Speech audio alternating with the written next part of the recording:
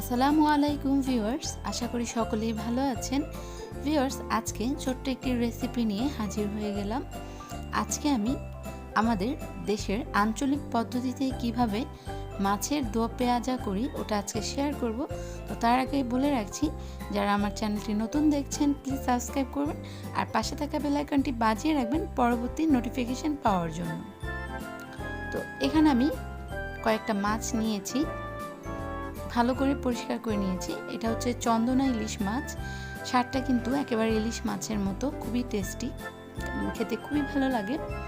তো দিয়ে দিলাম পরিমাণ মতো মরিচ গুঁড়ো, হলুদ গুঁড়ো, সামান্য একটু জিরে, একটু আদা রসুন পেস্ট, আর দিয়ে দিব সামান্য একটু লবণ।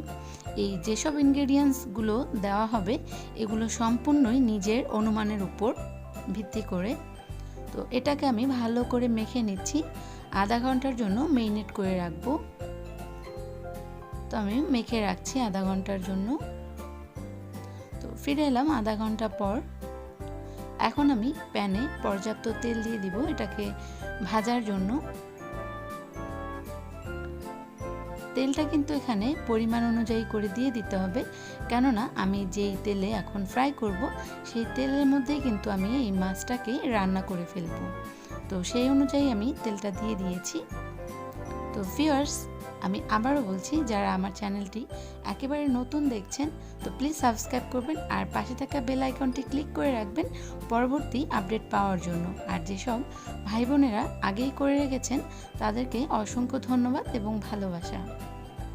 তো মাছটা আমি ফ্রাই করে নিয়েছি। আমার মাছের এক পাশ ফ্রাই হয়ে গেছে এরকম বাদামি বর্ণের হয়ে। তো এখন আমি উল্টে দিচ্ছি অপর পাশ এরকম ভালো করে ফ্রাই হওয়ার জন্য। তো এরকম মিডিয়াম আঁচে আমি মাছের ওপাশও ফ্রাই করে নিব।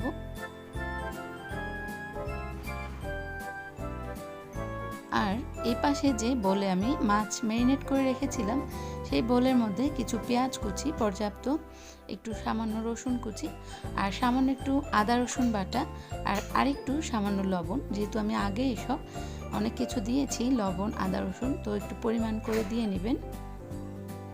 ভালো করে ম্যাশ করে নিয়েছি। ওপাশে আমার মাছটা কিন্তু ভাজা হয়ে গেছে। এখন আমি পেঁয়াজের মাখাগুলো মাছের উপরি অংশে দিয়ে দিচ্ছি। এই পদ্ধতিটা হচ্ছে আমাদের আঞ্চলিক পদ্ধতি। এই পদ্ধতিতে মাছ ভাজি করলে, মাছের দো পেঁয়াজা করলে খুবই ভালো লাগে, খেতে কিন্তু খুবই অসাধারণ। যারা এভাবে কখনো ট্রাই করেননি একবার হলেও ট্রাই করে দেখবেন, আশা করছি ভালো লাগবে।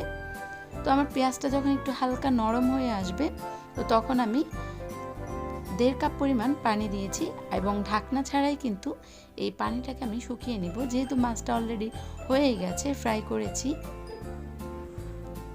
তো দেখুন মাছের উপরে তেল ভেসে উঠেছে, তার মানে মাছটা হয়ে গেছে। সামান্য একটু ধনিয়া পাতা কুচি দিয়ে দিলাম। আমার মাছটা কিন্তু একেবারে তৈরি, রান্না শেষ। তো ভিউয়ার্স, তৈরি হয়ে গেল আমার আঞ্চলিক পদ্ধতিতে মাছের দো পেঁয়াজা। তো আশা করি ভালো লেগেছে। ভালো লাগলে প্লিজ একটা লাইক করবেন, কমেন্ট বক্সে সুন্দর একটি কমেন্ট করবেন। সবার সুস্থতা কামনা করছি, সবাই ভালো থাকবেন। আল্লাহ হাফিজ।